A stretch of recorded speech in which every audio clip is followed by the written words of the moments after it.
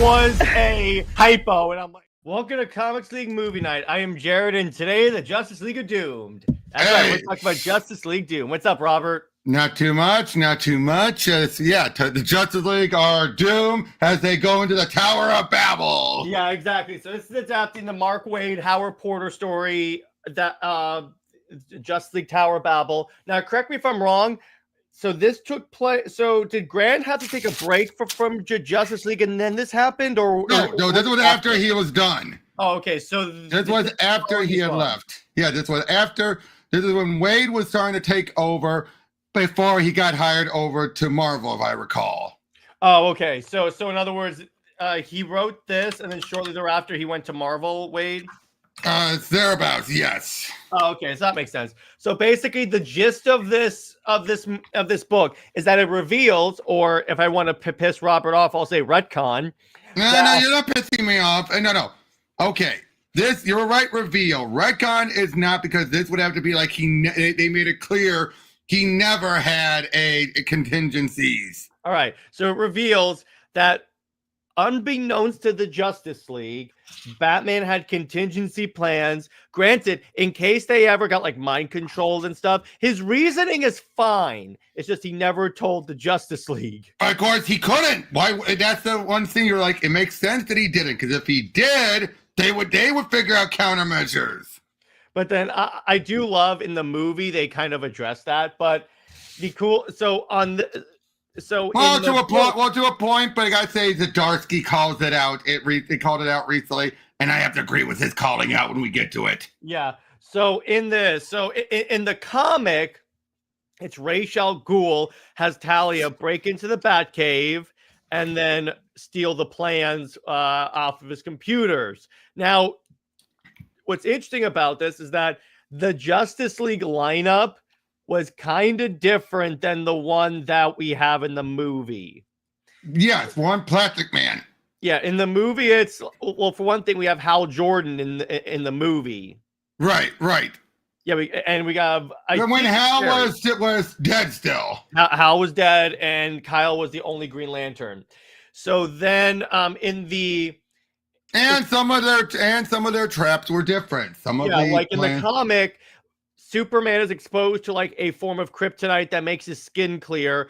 In the movie, he shot with a kryptonite round. After someone tricked him into it. Let's go over that too. Someone tricked him into make it seem like he needed to be rescued. Now, what I will say, I like the Green Lantern one a little more in the movie. Yep. Instead of making him blind, it's like, no, you break his will. Exactly. Now, but the Wonder Woman one, I kind of prefer them on the comic version.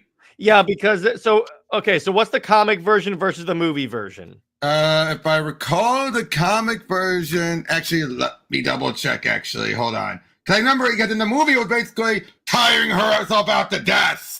I'm pretty sure that's where the comic did it as well. Hold on.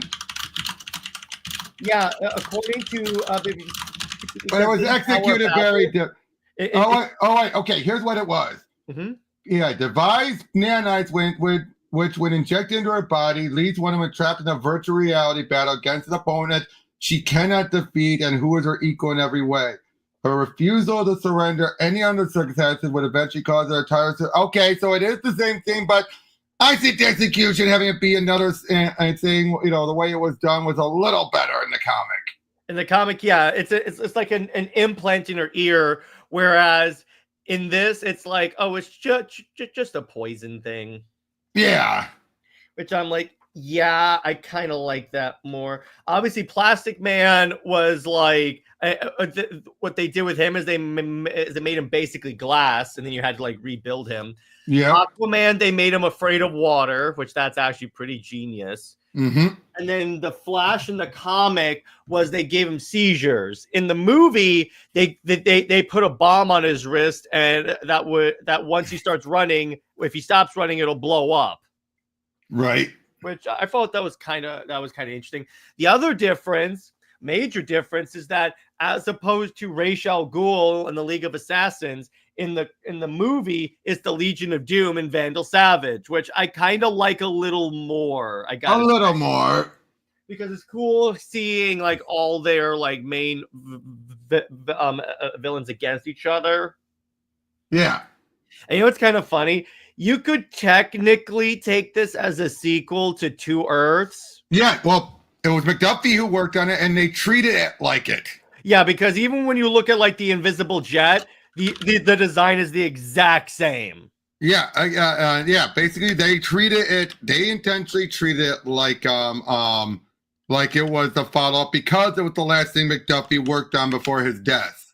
Yeah, and I gotta say, this is again one of those occasions. What's up, Cameron? This is one of those occasions when you're adapting a comic, as we've said before, you need to allow some changes to the story to properly adapt it. I think they got the general gist of the story enough that I'm like, okay, I'm fine with like the variations of like the Justice League and the villains and stuff. Yeah, definitely. For the most part, I'd say it was relatively on point here. Well, the other thing is like they can't do the Superman skin becomes clear because this is technically a movie for kids. Oh yeah, that would have been way too. If this was an R-rated animated movie, sure, they could do that. Like if this were like Invincible, yeah, I could see them doing this. But for this, I'm like, no, they would never do that. No, so I'm like, they had to do He Shot, which works. But I will say, part of the reason why I like the Green Lantern one more is I like the ending when Batman comes and basically explains the whole thing to Hal, and he goes, because what happened with Hal is that they exposed them to the Scarecrow's fear toxins. They still use that. So it's like it put him in a fake scenario where he lost. But Batman goes, I have the, here, I'll give you the antidote to the Scarecrow's fear toxin. And then Green Lantern picks up his ring and goes, I don't need it. And then just overcomes his fear on his own. And I'm like, yep, I like that. Yep, I did like that. Yep, especially when it's Hal. Yeah, if there's one person that could do that, it's Hal Jordan. It's Hal Jordan. It is. Also, it's kind of interesting. Pre-New 52, Cyborg's on the Justice League. Yep. Which I'm like, oh, that's kind of interesting because I always thought that was a strictly New 52 thing. Yeah, but to be fair, Dwayne would do that. That's true. By the way, Cameron says, fun fact, this is where I was introduced to Hal and Carol, and I always thought Hal cheated on Carol, and that's why she became a villain. Let me be clear. That may have, I know they were enemies in like pre-crisis and stuff. I know that like roughly around that time because not cheating. It was not a cheating thing. No. And you know what's kind of funny? When Britt and I did our episode on Green Lantern, I had to explain to her because she was under the assumption that Hal was like a ladies' man because of the way he was characterized in like the animated movies. So I'm like, that's not Hal. Yes, no. He has had several other like side love interests, if you will, for lack of a better term. Yeah, but it's always been Carol is his Lois Lane. And for you, done right. Done right. Now, Robert, actually, let me ask you this. So when He Who Must Not Be Named was on your show, he mentioned about how like, Catwoman and Batman are at the beginning of the relationship, Superman and Lois are at the end, and in the middle. Carol, because of their youth, if you keep the notion they knew each other as kids, then I would say they are already fully realized. I would say they just don't realize it though. Yeah, for to use He Who Must Not Be Named term, they are at the end. I mean, at least Adams put them back together organically. And after everyone's been tossing them around left and right for whatever reason, even putting her with Kyle, just so they got the excuse of she needed someone to love for her ring to work. That is such a stupid reason. That's what was revealed after Omega Men ended. Boy, I'm really glad they threw that away. I'm like, no. That's why I'm glad we do the couples comparisons on the Super Wonder, because then I'm like, yeah, let's clarify. This is not the way the character actually is. And I turned Britt into a Green Lantern fan. Nice. That was like my mission when it came to the show. I was like, we need to talk about Green Lantern so I can show you why Hal Jordan is such a great character. She's like, yep. And to the point where she actually watched the movie afterwards and enjoyed it. But it's like, So and I do like, speaking of that, Cameron, is that in this movie they still hint that like Carol, that he still loves her still. Yep. But I love this. My favorite line will always before be, I broke the bat today I break the man. Yeah, Batman's is one that's kind of interesting. They literally bury him alive and then he digs himself out. Like, but can I say? And we'll get to him when we get to the ending. Never mind. We'll get to him when we get to the ending. But I'm like, I was thinking, how does he dig himself out? But then I realized Batman. Well, not just that. Like any good, being taught like if I'm an escape artist and everything. Oh yeah, that's true. He was taught by escape artist, so it's believable that they would teach him how to do that. Yeah, but, it's hard, but it's plausible. Yeah, exactly. And Martian Manhunter had pretty much the exact same like countermeasure where they essentially inject him with a serum that coats his skin in magnesium, which makes him light on fire. Yeah, I know. Except in the book, he's lighting a forest on fire because he's like, oh my gosh, I'm on fire. Oh, somebody put me out. Why won't anyone put me out? Yeah, exactly. And see, so that's the different changes. Now, what I do like is how quickly Batman realizes, oh no, someone took. By the way, first off, actually in the movie, how they get the plans stolen. How like Mirror Master stowaways in the Batmobile in the mirror, even though Batman sees him, and then stays intangible so the Batcave can't detect him. Exactly. I'm like, love that. That's actually really cool. They actually had, because it's like when you think about it, how is someone going to break into the Batcave? Right now, can I actually bring up about the ending with what Batman says? Yeah. Now, if I remember, I don't remember if this was actually in the comic itself, but the whole like, I do have a contingency plan. It's called the Justice League. Let me see. I have the comic right here. I don't remember. I don't think he actually said that exact. I don't know if he said that exact phrase. Well, remember, actually, the book cites the reasoning behind the contingency plans was the story Silver Age. Well, oh yeah, and I remember that. Of course, it was later retconned to Identity Crisis. Yeah, but the point is, there was essentially like the idea. So in Silver Age, the Justice League and the Injustice Gang, whatever. Yeah, they swapped, and then Penguin had taken over as Batman. Oh yeah, so in the comic, they're voting on whether or not to kick Batman out, and he just leaves. Okay, so but the fact they use that scene in Batman, in Zdarsky's Batman. Yeah. They actually reused that scene, but then Superman calls him out. And I gotta agree with Superman on this one. That's not enough, Bruce. You just proved you can come up with contingency plans to take us out. How can the League be your contingency plan? I guess it's like maybe like you united. He makes a good point. Yeah, that is a good point. Like, how can you just took us out? How can we be your contingency plan if you go evil? Yeah, and so I will ask: do you guys think Vandal putting this together was too small? Like, shouldn't it be Max? No, no, Maxwell. Okay, Maxwell Lord is not usually a super villain like that. People they made him too big that people think he's on the scale of race and all that stuff. He's not. No. Max is not at the scale of those villains. Well, you know why people say that is because they attribute him, they conflate him with Brother Eye and the Omax. Yes, he took advantage of it, but he was not behind that. No, Batman was. And the thing just then later revealed to Alex Luthor. Yeah, it wasn't like Maxwell Lord was behind the Omax going crazy. Exactly. He just took advantage of it. And he might have manipulated Brother Eye, yes. But that's it. Yeah. I mean, Justice League doomed it. Justice League, the canceled Justice League movie, Mortal, they would have had him behind the Omax, but I guess they're not doing that. But essentially, yeah. So, Robert, explain to the audience, if they didn't read Zdarsky's Batman, what the contingency for Batman actually was. Failsafe. But the thing is, he didn't create it. He had the Batman of Zur and R create it.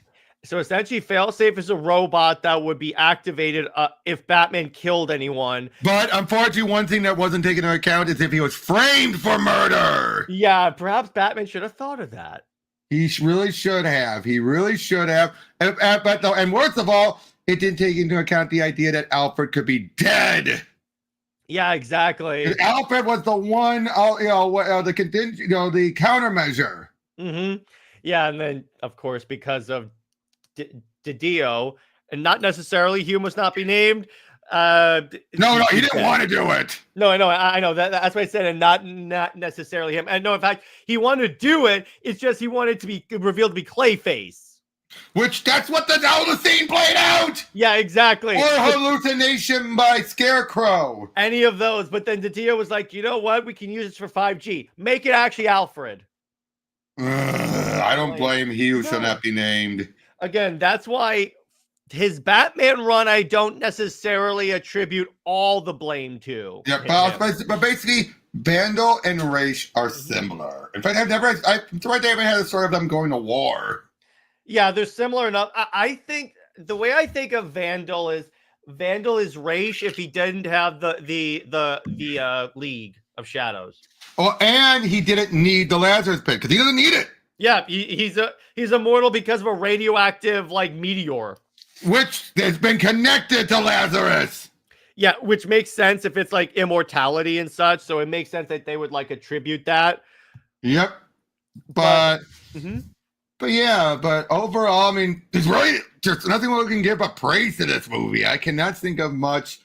Yeah, because the art style is good. The animation's solid. The character designs look great. The fight scenes are amazing. I love the line where Manhunter shows up and he goes, "Yeah, you guys missed," and then he's like, "Actually, don't feel so bad, motherfucker. None of you actually killed us." And then the rest of the league show up and then they fight. So I kind of like that. I like the idea of Vandal's plan. After he knocked the league out, was he was going to solar flare the Earth and take out half the world. That is a race plan, but it also does fit him. Yeah, you mean it's a Vandal plan? No, it's a race plan taking out half the world. Yeah, exactly.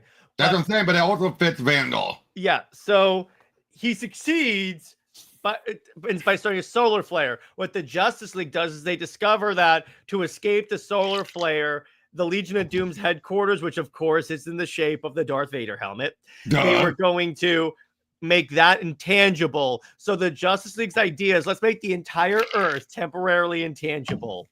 Yep. Which I'm like, that's not a bad idea. Right.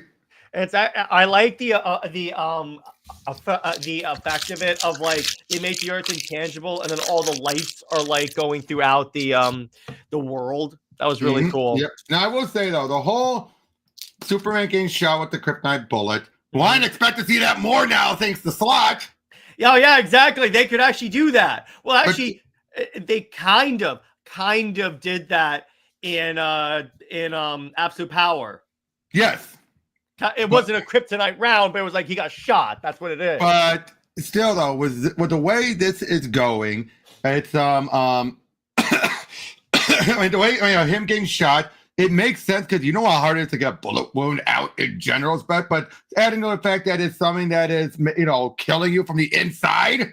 Yeah, I know that really works, and I like how Batman has Cyborg use his cannon as a scalpel to cut into Superman. Then he has Martian Manhunter. Yeah, go in and extract the round out.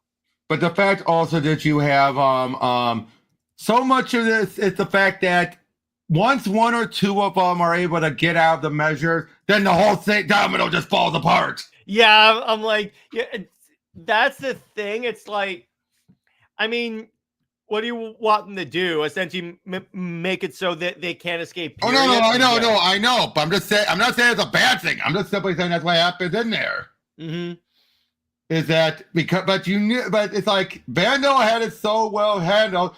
But Bane's technically the one who messed it up. Yeah, because he didn't actually kill Batman. Like he claimed he was going to. Yeah, because here's the thing. If you're dealing with someone that is not Bane. Yeah. What would That Bane is- do? Bane would have killed him.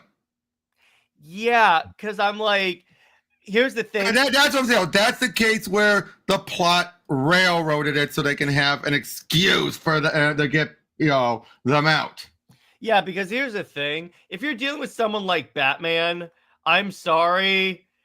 You make it so he definitely cannot escape because Batman will 100% like. Bane should know this. Bane should know this. Bane should know this. He's a Batman villain. He's like, nope, I'm going to kill him to make sure that there's no way that he could escape. Exactly. Bane should know this, but he didn't. Yeah. Oh, also, I also really enjoyed the use of the Royal Flush Gang in the beginning of the movie, and you saw like how powerful the League is. Well, to be fair, that's what the Royal Flush Gang are always used for. They're always the starter villains. Because they're not. Always. Yeah, because they're not like A-list super villains. I don't think. No, dude, they are not. In fact, they're not even. Those aren't even the same ones. You King, Queen, and all that you always see. They're an organization run by the original Ace. Yeah, that's funny. It's like, when have they ever shown up recently? Because I've never seen them. Here and there, but not that often. They seem to have been dropped a lot after Flashpoint. Yeah, because I'm like, I have in the modern comics that I read like regularly, I've never seen them ever. Yeah. Or like any reference to the Royal Flush Gang. So I just assumed it was a post-crisis thing that DC just never brought back. But again, they've lasted quite a while. It's just that no one has found a way to recreate that. Let me check, actually. Hold on.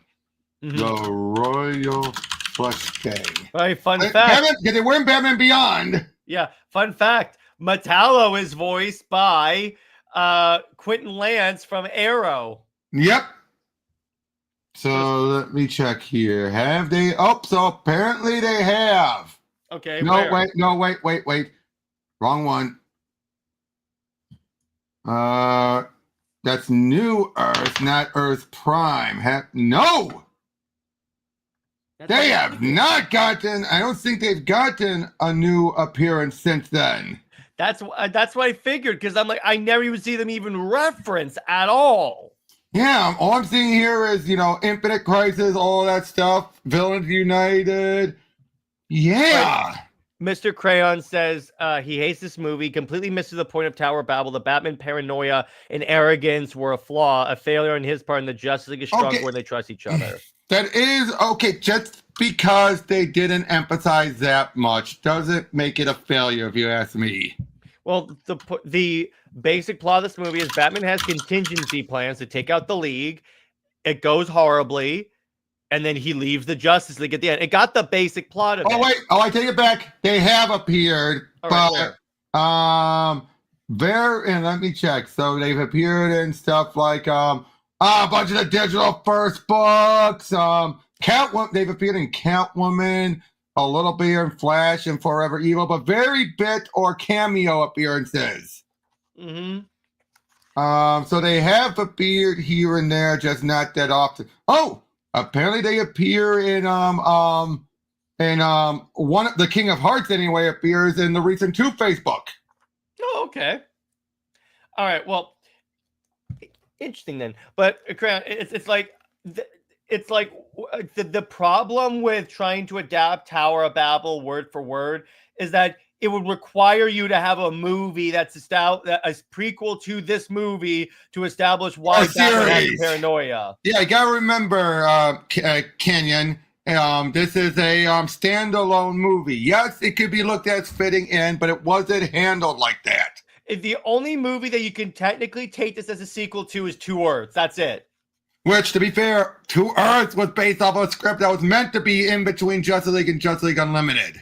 Now, what they could have done if they wanted to make this like an actual sequel, like formalize it, they could have had it where like Batman explains, "Hey, we fought an evil version of ourselves. Excuse me for being a little concerned." Right, but in fact, I think that might have been the in-universe idea. Yeah, exactly. If we're taking this as the same continuity of these two movies, I would take that as the justification. Yeah. But overall, this movie, again, it's fun. Real the fun. story is trying to tell, I'm fine with it. I'm like, yeah, it deviates from it, but you know what? It's like, here's the Who really wants a one-to-one adaptation? Here's the thing, Canyon. It's like, it's not adapting Tower of Babel because it's not called Tower of Babel. No, it's called Doom. It's loosely based off of it. Yeah, exactly. If it were a Tower of Babel movie, then you'd have more of an argument there. But it's like going back to the whole informal sequel. It's the same thing as like when you cover like Batman, Superman, Public Enemies, and then Superman, Batman, Apocalypse. I'm like, technically, since the comic storylines are like one after the other, I technically take that as a sequel. Well, here's the other thing, though. The ending, you need to end it right then and there. There was not going to be a follow-up. You had to end it, give it a pat ending.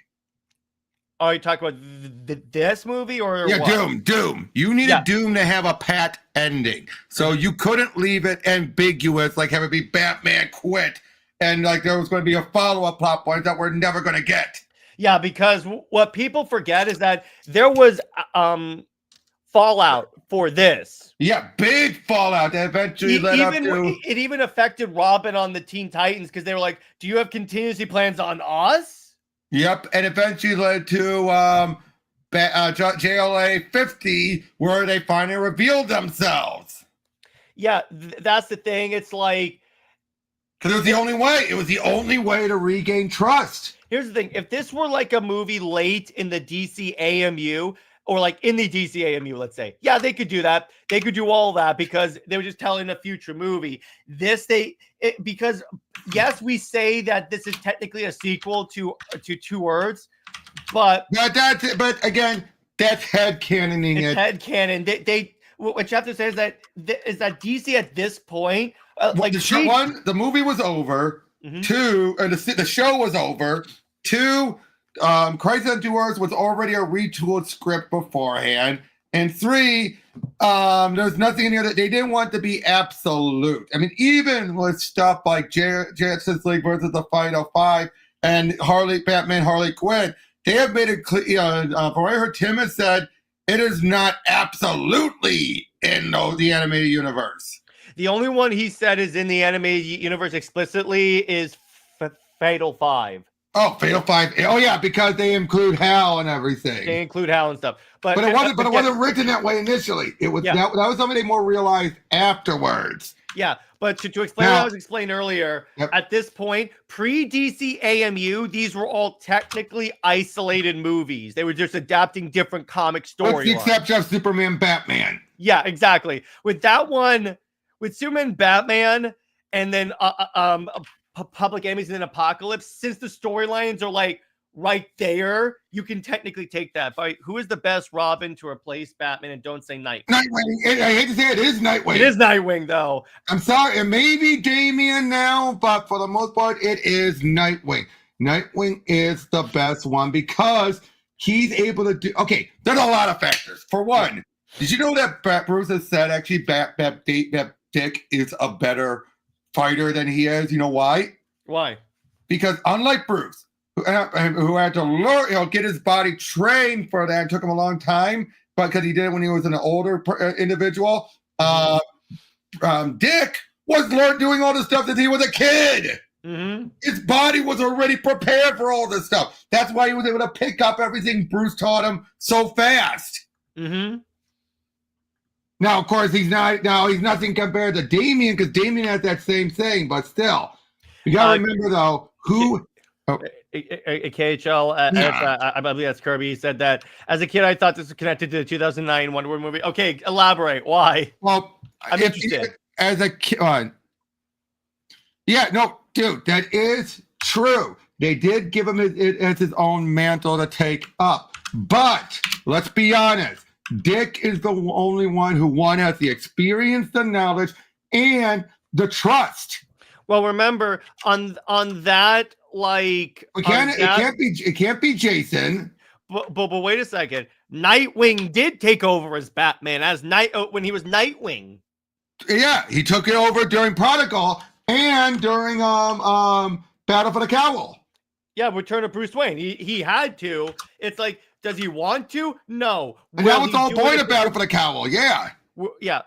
I think the line of succession as okay. So Kane says, Bruce, Dick, Damien. Yeah, I would go with that. And then maybe Tim, but here's the other thing. It depends on which Jason.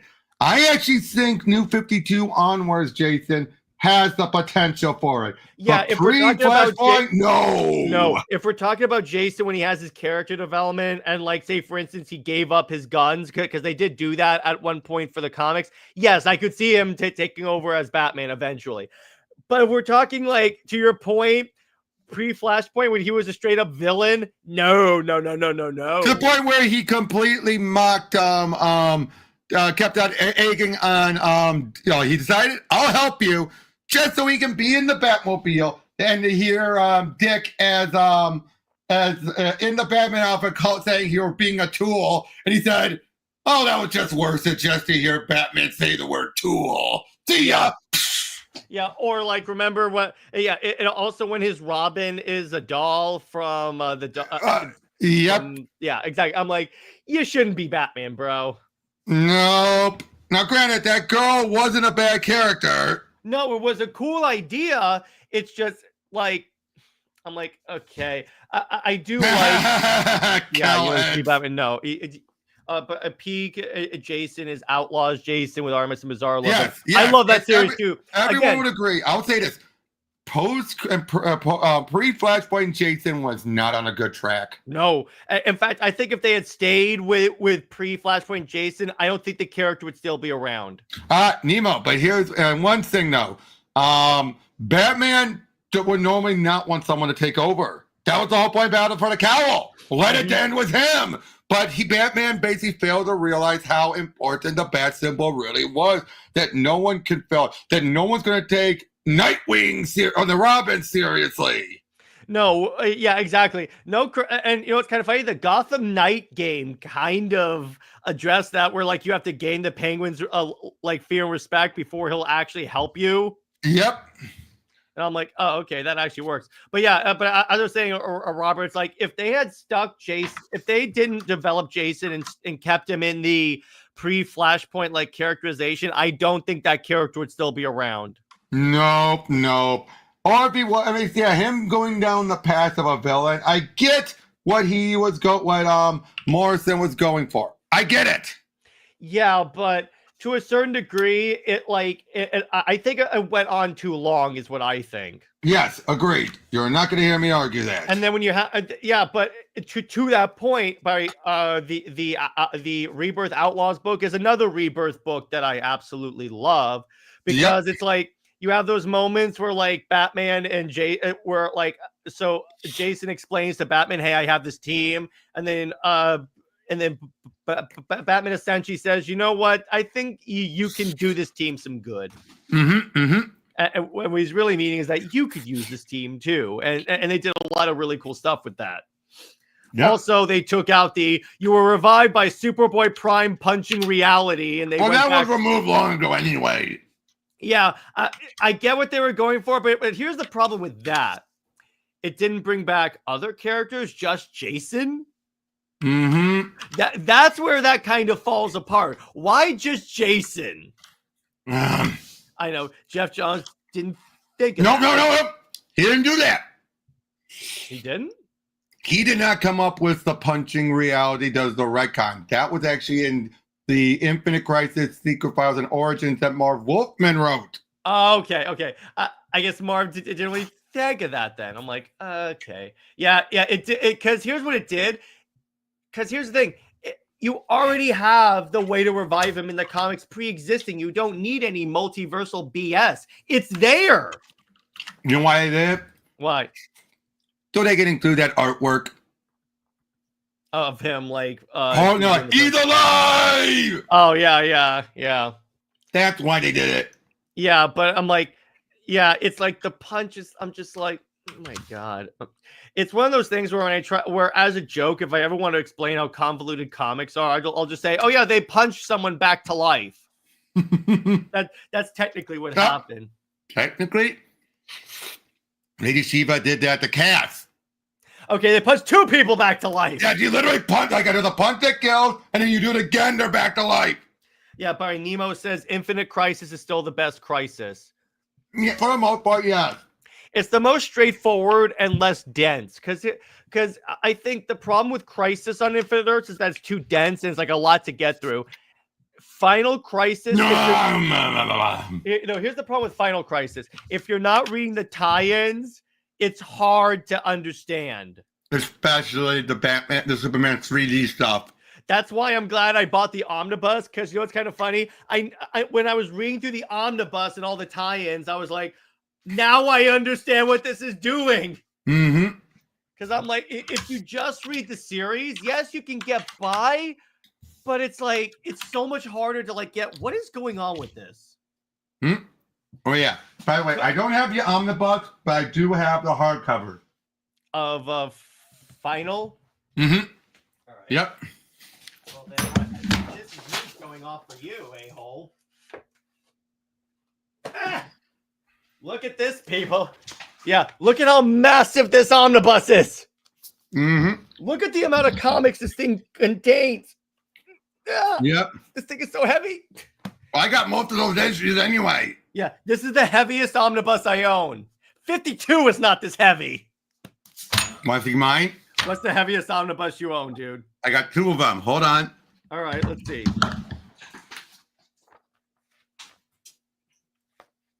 Here we go. Yeah, we're showing off omnibuses now.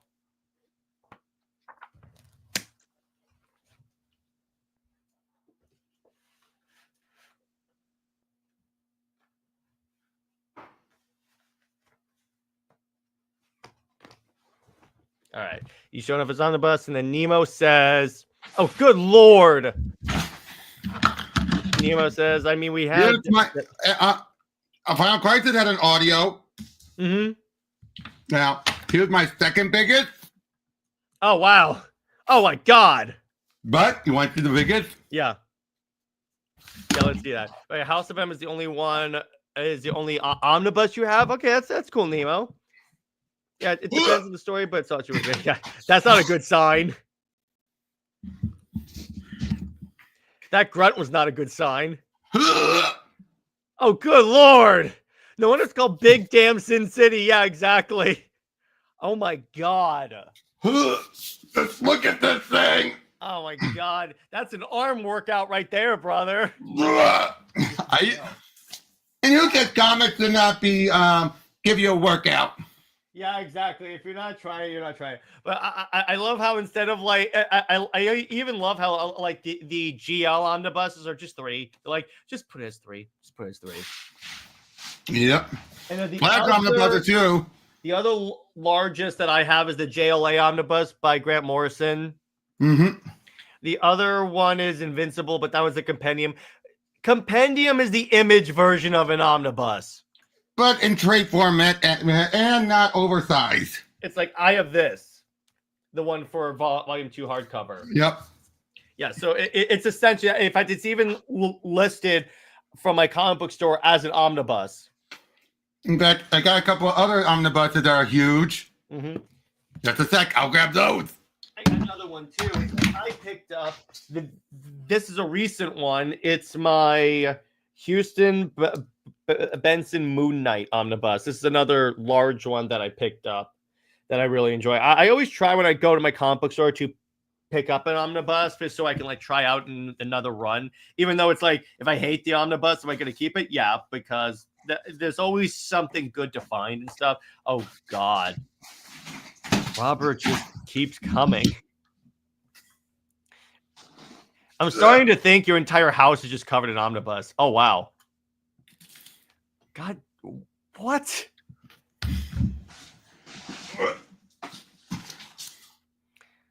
Oh, God. Oh, my God.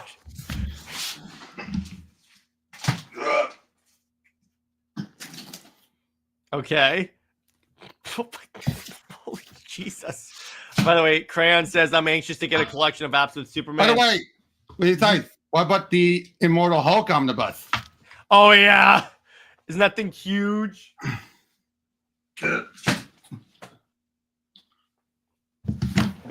Yeah, he's getting the Hulk omnibus. Man, he's got so many. It's always me. I bet you that's like the entire house is like covered in comics and omnibus. It's got to be that. But yeah, Absolute Superman's been freaking dope. Absolute Wonder Woman is straight up my favorite book at DC right now, like bar none.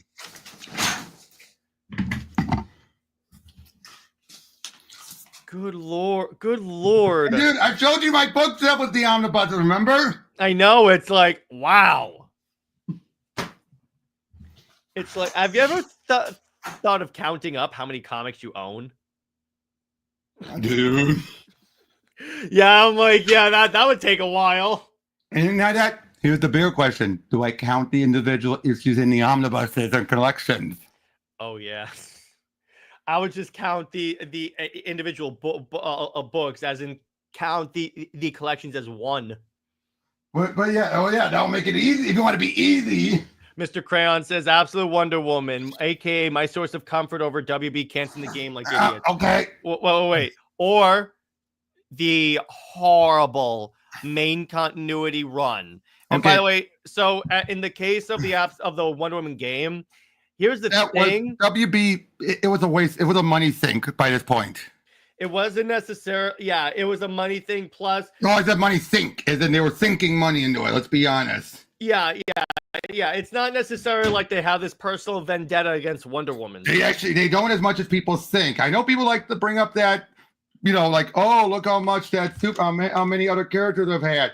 It's not DC and Warner Brothers' fault as much as people think. I mean, it is to a point, but it's also the contract with Marsden Estate. No, but I think what people bring up is that DC could prioritize the character and say, let's get great Wonder Woman content out there. Let's figure out a way to do it. No, that's true, but you also need people to pitch the idea. Unfortunately, Wonder Woman is one of those characters where it's kind of hard, to decide. But it can, but that doesn't mean it was WB's fault. I mean, it was the guy who was head of WB Games, yeah, but it wasn't anyone else's fault but him. Mm-hmm. Well, and people at Monoliths. Mm-hmm. Yeah, it was more complicated than people try and say it. Am I disappointed? Yeah. Am I shocked? Oh, yeah. No, I'm not shocked at all. We saw it coming. It's a disappointment. Yes, they were trying to get things back on track, but it was too little, too late. Can we agree to that? It was way too little, way too late. Yeah, exactly. But it doesn't mean we won't get a Wonder Woman game in the future. Now, here's a question I want to ask. What Justice League story have they not adapted that you would like to see adapted in an animated format, not a live action? And stick pretty much close to the story? Well, basically what they did was Doom. Darkseid War. I agree. Introduce Grail. That would be kind of cool. Bring in the Anti-Monitor. Yeah, you could do that. They brought in the Anti-Monitor before now. Jared, I was going to do the Anti-Monitor. I got one. Doomsday Clock. The White Martian arc. White Martians, yes. Wait. It had the first episodes of the Justice League anime series. They've been clear that's not the White Martians. Oh, good point. They've been very clear and explicit. Those are not the Imperium, are not the White Martians. They acted like them. Acted like them, but they were not the White Martians. Like I think we was talking about is that do the first arc of Grant's JLA. Yeah. I remember that. Or how about? I mean, technically, the Snyderverse, if we actually got the Nightmare timeline and all that stuff, would be Rock of Ages. A lot of it, yeah. Not all of it. Not all of it, but it's more or less that. Right. How about a movie trilogy on Nightfall? But that's for Batman. I just said Justice League. Oh yeah. If we're talking about Justice League, I'm just saying just because we're talking Justice League Doom. A Lightning Saga. That also requires a lot with the setting up Superman stuff with the Legion and all that. All right. How about? Oh, I got the Brian Hitch JLA book. All right. Oh, wait, here's one. Now, it's technically a DC crossover, but it could work. Worlds Collide. Which one was that? DC meets Milestone. You could do that. Or how about JLA Wildcats? Would that be worse for a movie, though? I don't know if it's an animated movie. Well, yeah, but Actually, Forever Evil, Forever Evil. Forever Evil, they could definitely do. Alex Ross Midsummer is Night- Justice. I like that story, but I mean, Midsummer Nightmare, I could see them doing. yeah, but Mageddon, you need build up to. Mageddon is something that need build up to. You cannot do that in a standalone movie. Unless you severely like Truncate it. the story, you can't do that. Yeah. Mageddon, unfortunately, is one where you really can't. I got one that'll be a good one-off. JLA versus King Kong. Well, technically, and Godzilla. Oh, Doomsday Clock. Oh wait, I got one you're gonna love. League of One. Yes, they could definitely. That would be technically. I knew you would love that. I knew you would love that idea. That would actually work. Or how about the story that comes after that as well? Perhaps. That would be good. But yeah, League of One, I would love that because that would actually be really good. They could do. They've already done Throne of Atlantis. They already did that one. I'm trying to think what other new. Well, wait. They haven't done the second arc. The one was that what was it? It was the first. It's called the Villain's Journey. The Villain's Journey. I mean, would that be worthy though? The problem is they should have done that during the DC AMU because that at least also did more of the Superman Wonder Woman stuff. Because then you have to chop that out. Yeah. And then we would have to see Stalker Steve Trevor again. Again, they would have loosely done. I didn't think they had to be 1-to-1. Boy, would Dark Knight's metal count? Perhaps. Oh, okay. Here's a question for you guys. For you, Jared, who do you think did the better Darkseid voice, Steve Bloom or the late great Tony Todd? Which one did? Okay, so Steve Bloom was the one in the first movie, right? In War, which was just roar. Honestly, I prefer the Tony Todd one because that was more like Dark. Because Darkseid sounded more like an animal, and I'm like, okay, Darth Vader. Yeah, but the problem with Tony Todd's voice, love his voice, it didn't match the design. Yeah. Oh, yes. The Imposter Rap. I love that one. Yeah, that's a story I need to see in okay. Thing. Mm-hmm. You know what they could adapt? But they'd have to rework it, and I know you're not going to like it. Okay, here we go. That last arc of Hitch's JLA with the kid from the future. I mean, if they rework it, they could. Yeah. The but the general idea of it. Here's the problem with that. That does require a little bit. I mean, actually, no. And you could do that as kind of like a Terminator story. I mean, you could take some inspiration from it. It could be like it could be like A Next, or Next Avengers. Actually, you know what? Speaking of that, that's what I would do if I were in charge of. If I couldn't like necessarily decanonize older Trinity, what I would do is have Diana have her go back in time temporarily for an arc. She's not staying here, but she sees like her mom and sees like maybe she's not as toxic as I remember. I was wrong. That's a way of saying Hugh must not be named as wrong, but I'm having her say she was wrong. Yeah. Kind of like that. So there's a lot of ways you can play with that. Right. Okay. I thought you were talking about doing a movie where she's the villain. No, I'm saying maybe she comes back in time to stop a catastrophe. Like she's the Kyle Reese in this analogy. Yeah. I get you. Oh, okay. Here's what would be an actually great animated movie. It's not a Justice League story, but I think it would work great. All right. Dark Knights of Steel. Yep. That would actually work really well as an anime. Deceased would be a great that should be like a series. I'm surprised that hasn't gotten animated yet. You know they're gonna animate it and they're gonna go full R-rated with it. You know they're gonna do it eventually. Yep, eventually. Not now, but eventually. And it's gonna be hard R. Yeah, there's no way that you're gonna PG-13 that. Mm-mm. Oh, I got one. Last Ride. That could work. It's a short, self-contained story that has an ending. No, I know. And that could work. Endless Winter? Perhaps. You could also don't do the totality. I don't think you should do that. The totality, they barely did anything with that totality before they dropped it. I'm like, it's just because Scott Snyder was like, just get to Perpetua. Yeah. Well, no. I'm talking about the totality that was after Dark Knight's Metal. That's what I meant. The totality is what I meant. Oh yeah.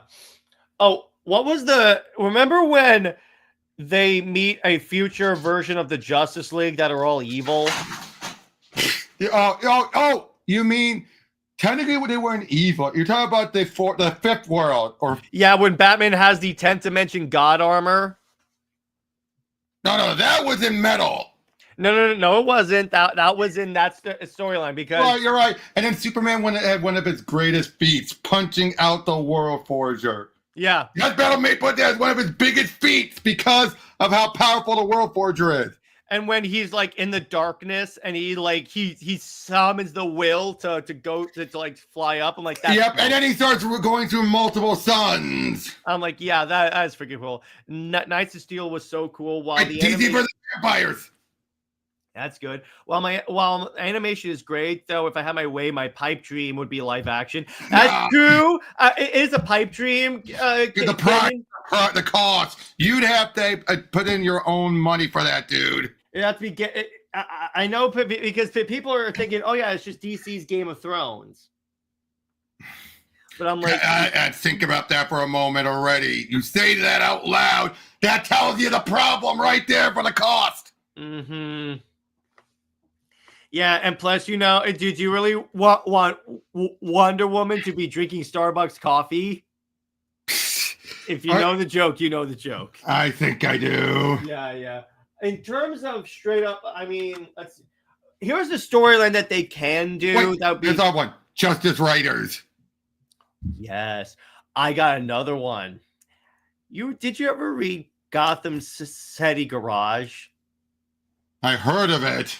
You never read it? Nope. All right, I'm gonna pitch it to you. Here's the storyline. It is so great. All right, you ready? Ready. All right.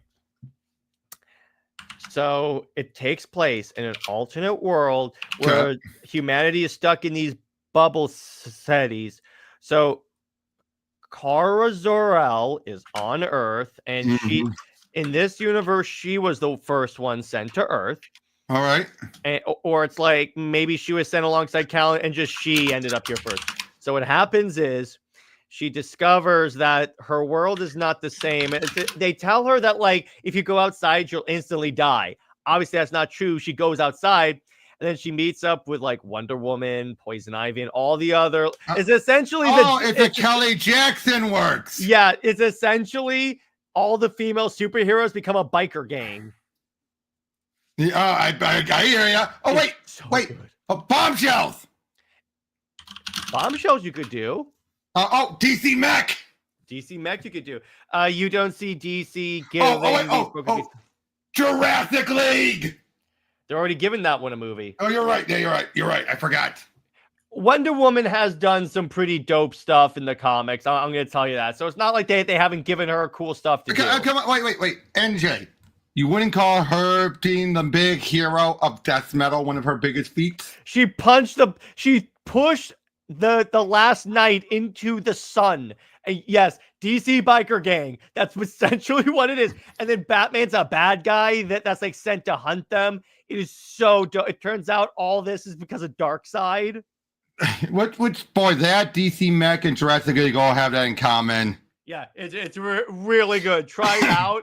Wait, have you read DC Mech? No, I haven't. Dude, read it. I will, definitely. So the idea, what's actually kind of funny is the Gotham City Garage, the comic showed up because of a statue line, because they had the statues, which was all them as like that. So then they're like, let's make a comic about this. I could believe that. And that reminds me of the Bruce Wayne, the Batman turbocharged whatever graphic novel. Essentially that. Yeah, exactly. And I'm like, I remember like one day, you know what's kind of funny? When I read it, it was back when DC Universe Infinite was just DC Universe. It randomly popped up in my recommendations. So I was like, okay, this looks vaguely interesting. So I read through it. I was addicted. I was like, I need to read more. Give me more of that. In fact, that would be kind of cool. If I were writing Wonder Woman, I would at one point have her on a motorcycle and say, if you want to see a full story on this, check out this story. I can tell you 2 stories I would never want to see adapted. One More Day? No, I'm in Justice League. Okay, what? Amazon's Attack? Okay, 3 then. Okay, what? act of God and created equal. Act of God, definitely not. But what's the problem with created equal? Tell me. That's the one where all the men are killed off by a disease. Basically, it's DC mixed with Y the Last Man. Nope, do not do that. Do not do that. Do not adapt that. Hell no. Hell Yep. no. Yep. And Superman's the only one who survived. And it's kind of funny. Okay, but here's the thing, though. Yeah. It actually has some promise at first because it starts, it has to be eventually they decide we'll repopulate because Superman's genetics can survive. We'll repopulate the species by having women all over the world have Superman's kid, including the Leaguers. But get this, you know what we get next issue? Except for Power Girl having a daughter, all of the kids, even in Diana's son, all of them are all identical. They don't even give them individual names except for the one that he had, the son that Superman had with Lois. So John 243, come over here. They don't even go, but yeah, we don't even get named. The only one who stands out is, again, his son with Lois, and who ended up killing her by giving her a hug. Oh my God. Yeah, Have you seen that bad? Lex Luthor is also still alive in a suit, and turns out he is using machine to send his thoughts into the boys so he can corrupt them into being complete misogynistic a-holes. Why? By the way, Canyon says questions. Wonder Woman and Stylist Choice. If they gave her a Cassandra style braid, I'm assuming you mean from Assassin's Creed Odyssey, how would you feel? I'd be fine with that. They've given her a braid before. By the way, so it's kind of funny. Here's how you know that like Act of God is bad. When Britt and I talked about it, she even admitted the story's garbage. So Wonder Woman loses her powers and she becomes a devout Christian. How do you get and then she's ready to take her own life, even though she knows she's pregnant. Not only that, she's like, is there really a God? And I'm like, you know there are gods. Not only that, though, but even you admit the mismanaging of having to be Lois only love the super, not the man. When even you know at that point, that is utter bull with that person. At least the way the Superman writers wrote it, that was not true. But it's just like, yeah, to that point, I'm like, why would she become a devout Christian? If anything, she would go deeper and go to Wall Street. And Wall Street. It'd be one thing if she was like a college professor or a diplomat. You know why? You know why? Why? Doug Mowick, he wanted it to be everyone worships Batman. Only Batman knows what's best. You kind of get that, where like everyone becomes Batman, and that's so. When the Phoenix Force is what they call them, or something like that. No, the Black Light. No. They call Batman's group is called the Phoenix. Oh yeah, like Force. And the fact that you have Martian Manhunter say he's in this monstrous Martian form. That's your natural form, John. How is that? It is like one of the most like when I read it at first. It's one of those things where when I first read it, I thought, okay, this is not bad. I remember Linkara trashing it. Yeah, when I read it at first, I thought, okay, this is not bad. Then when I reread it, I was like, oh no, this By the way, garbage. Get this. Speaking of Linkara, you know that he did, there are 2 elsewheres he's done that were my recommendations. What? Batman, Superman Distant Fire. That's the one that was a post-apocalyptic setting. You had Superman riding a giant mouse and everything, and has, and that one, and Catwoman Guardian of Gotham. The one that, it's this idea of what if Catwoman was the sole guardian, but Doug Mowick wrote it, so you have Batman being her Catwoman, but he's even more, he's a killer, he's the more monster, he's more better than Catwoman. Even as a villain, Batman's better. Mowick My favorite Linkara is when he went through Future's End. Yep. And he talked about how it doesn't make sense that you would why would you have like spider legs on like Superman? Or why would you have Batgirl be connected to the bat signal? And they made the first issue where all the heroes are like deformed. They made that the free comic book day issue. Oh boy, yeah, I'm sure kids loved reading that one. Yeah, the Amazon's Attacked episode was great. I kind of wish he would redo it with his more better style. Yeah, I watched. Wait, yeah. Please, by God. What was the storyline where Oliver Queen killed someone and like he and Hal left the Justice League?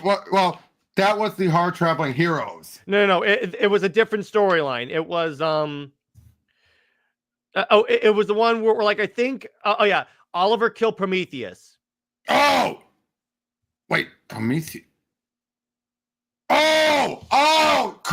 Cry for Justice. Cry for Justice. Yeah, he did that one. That was great.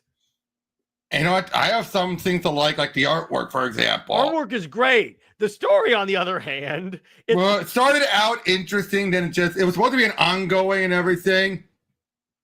But his take on One More Day. Yes. Yeah. Everybody else was like, all right, let's talk about One More Day. Yeah, because eventually he was gonna get. I also like when he did. When he did Superman Year One, where every time there was a bold in word, he would yell it. Well, he does that for all Frank Miller books. Yeah, I just love that. Why does Frank have so many bold words in his thing? But I just realized something I would love to see them animate. What? Just imagine Stan Lee. That would be fun. That should, or the Tangent Universe. Either one of those should be adapted. If they could, I know they wouldn't necessarily be able to. This would be way more complicated than the books were. If they did like a animated, like a series of anime shorts on Amalgam. Oh, good. I know it's complicated, but I'm just like, it would be kind of fun. It would be fun, but ain't no way in hell. Yeah, exactly. It's like, we're lucky we got the Omnibuy. And the upcoming books. By the way, you should tell everyone that what you discovered recently about the real quick. Because of those upcoming books, I guarantee you, judging by the fact that there are more DC Marvel crossovers coming, I think it's inevitable that they reprint JLA Avengers. Probably, but tell everyone what you discovered recently about the Amalgam. Okay, so here's the thing. This was funny. This all happened after after a previous stream. Yeah, so we were just hanging out after a previous stream talking about comics. So to set this up, so I got the Amalgam Omnibus, but the thing about the Amalgam Omnibus is that it was missing 2 issues because the improprietors of the creator, impropriety. Yeah, basically Gerard Jones, a scumbag human being, as I keep saying, utter scumbag. So the 2 books that were missing was JLX and Magneto and the Metal Men. Magnetic Man. Yeah, I got it myself. And you decided to check. Here's the thing. I remember vaguely seeing those books in single issues because I have a lot of Amalgam single issues from my comic book store.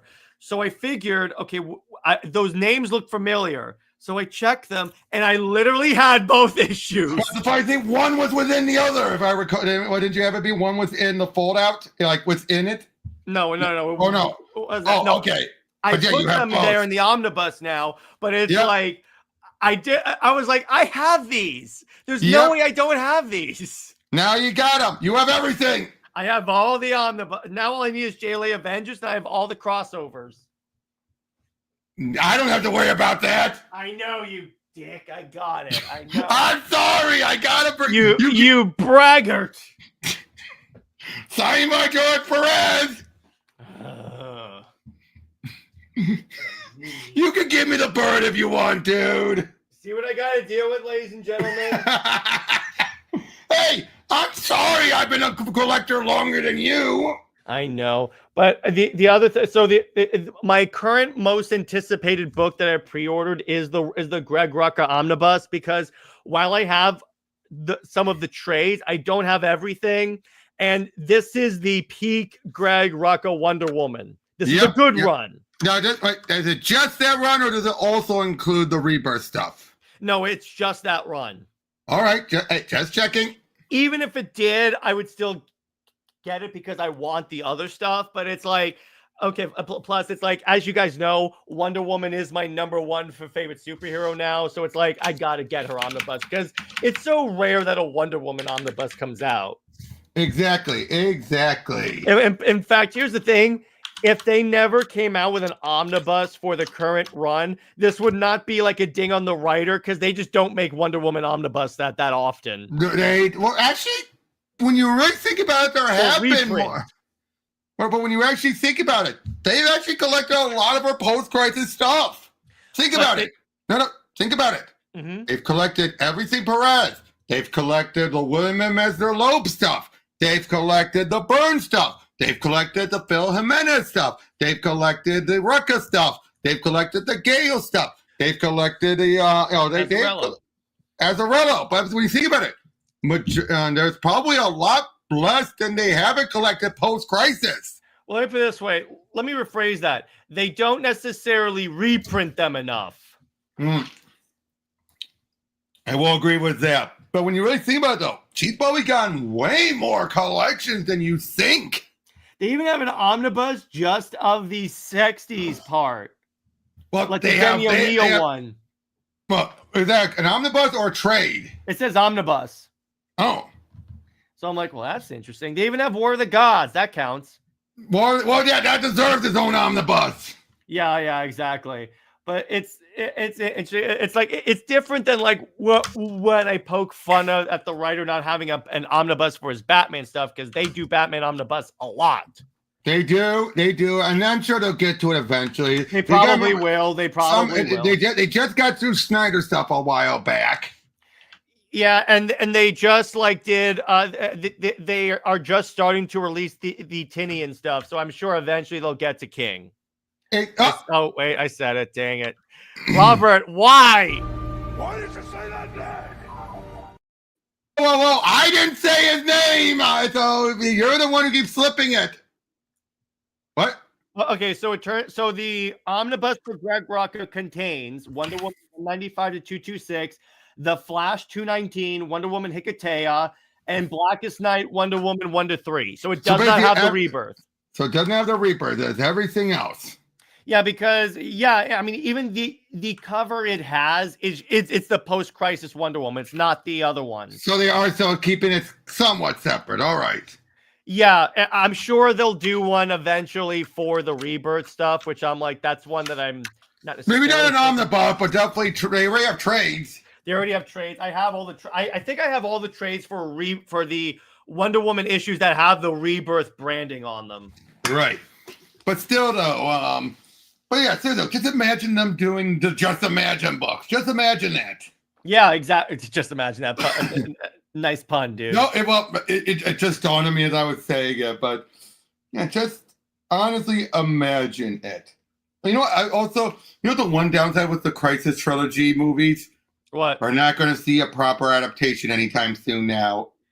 Yeah, we're not going to see the actual Anti-Monitor, because I'm sorry, that was an energy being. They just made him a generic universe-eating monster. They made him uber powerful because of that. No, but monsters. It's like they made it so there's like all these different Anti-Monitors just so they can push Wonder Woman to have the sacrifice play. So Superman can go off with Lois. How do you know he went back with Lois in that? Didn't they hold hands? Yeah, but remember, as soon as they cross over, it reboots. They merge with all the other versions. Yep, doesn't necessarily mean that. I know what you're trying to do. I'm joking. I know what you're trying to do. But anyway, I'm we talk less about Doom this episode because we're done with it. There's not that much we could talk about. But it was good. It was good. Yeah, we enjoyed it. All right, so let's wrap this up. So, Robert, where can we find you, and what fun PTNs do you have coming out? I've got a good couple of PTNs in the can. For example, I have the Superman versus Wonder Woman and the Last God of Krypton coming up. Hell yeah! And Superman smashes the Klan. Oh hell yeah! I love that. That should be adapted. That needs to be an animated movie. I think we said that on the episode. That needs to be an animated movie. No. It should be an adapted miniseries of 3 1-hour-long episodes. Yeah, because that book is way too long to do as one episode. Yeah, unless you do like a 3-hour movie. As I'm saying, or 3 1-hour episodes. Yeah, exactly. So for Super Wonder, but I just really hope DC brings back Sensation Comics because she badly needs in the mainline of her mythos. They could. I mean, but to be fair, they didn't even use those books. Weren't even canon, really. No, but they can do it now. In other words, give Wonder Woman her action/Detective Comics book that like expands on her world. Yeah, but unfortunately, as much as he who shall not be named, I'm not saying it. His numbers are not that good. No, we're not saying about kick him off the book. We're just saying No. that book. No. I'm saying the sales aren't there for it. You have to have enough sales for them to want to put in a second book. Yeah, exactly. Okay, that's true. And by the way, at some point, like Superman is clearly at a all-time high currently. Well, plus you can't not have Action Comics. Right, but would you agree that Superman is at an all-time high? So is Batman. But anyway, so in terms of Super Wonder Legacy, Britt and I are going to be talking about the crimes of Superman of DC against Superman and Wonder Woman, in other words, the misuse. And then the week after, we're going to do another couples comparison. We're going to do Bucky Barnes and Black Widow. And in terms of Wonder Woman Wednesday, I'm going to be doing an arc in review discussion of Absolute Wonder Woman, talk about what I thought about the arc. And then movie night next week, it's going to be the time one, right? Yes, Trapped in Time. Once I find a download of it and share it to you guys. Heck yeah. So on that note, everyone, stay heroic. Remember, Lois Lane is Lois Lane. She belongs to General Zod, Zois, and Maxabat for life. And Steve Trevor, Steve Never, he belongs 6 feet in the ground. See you later, everyone. Bye-bye.